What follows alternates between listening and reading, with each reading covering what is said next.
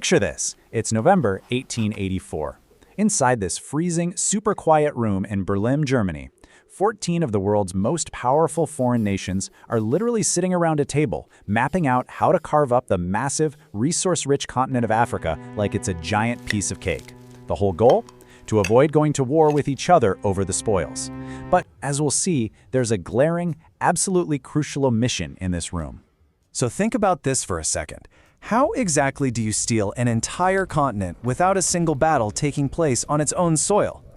Well, at this Berlin conference, not one single African leader, king, or elder was actually invited to the table. No way, right? The borders, the trade routes, the futures of thousands of civilizations completely redrawn by men who barely understood the continent they were dividing up. Theme 1. The theft. The sheer speed of this bureaucratic land grab, it's honestly terrifying. Europe was industrializing fast, and they were desperately hungry for rubber, gold, ivory, the whole shebang. So, in 1884, they draw up these artificial borders. Fast forward 12 years to 1896, and you see massive pushback, like Ethiopian forces winning the Battle of Adwa. But even with that, by 1900, just 16 years after that conference began, over 90% of Africa is swallowed up into foreign zones of profit, literally in the blink of an eye. And let's be clear, this was pure, unadulterated extraction. Take King Leopold II's Congo, deceptively called the Congo Free State. The prize there was rubber, and the reality? Well, millions were killed. Workers literally had their hands severed if they missed their quotas. It was a staggering human cost. Down in South Africa, diamonds and gold were pulled from the earth using forced black labor. In Ghana, cocoa wealth was just shipped right off to Britain, while the locals were left completely impoverished. The colonizers owned the land, the companies, the banks, turning locals into tenants on their very own soil. Theme 2. The deception. They can't hold down a massive continent with just guns, right? You need psychological tactics. Officially, Europe claimed this was all the noble, civilizing mission. But the reality on the ground? A highly calculated strategy of divide and rule. They actively planted seeds of distrust. I mean, look at Rwanda. The Belgians literally created artificial ID cards to officially separate the Hutu and Tutsi people based on arbitrary lines, a move that would explode into horrific genocide decades later. Kids were taught to hate their own cultures and swear loyalty to foreign kings. Theme 3. The unrelenting resistance. Okay, so sometimes history tries to paint Africa as this quiet, passive victim.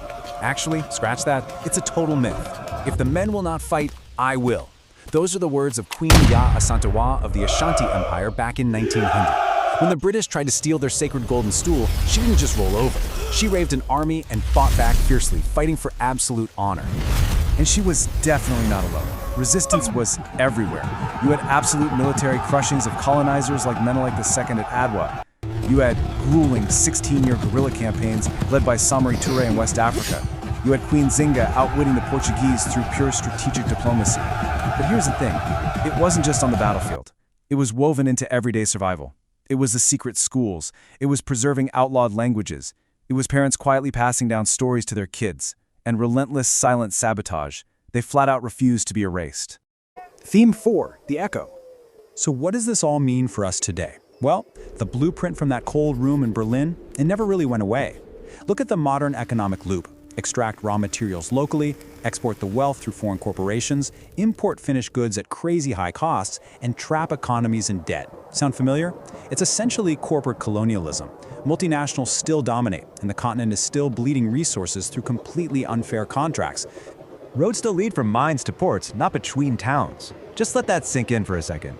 The physical infrastructure, the roads, the railways, was literally built for European extraction, not to connect African communities or foster local development.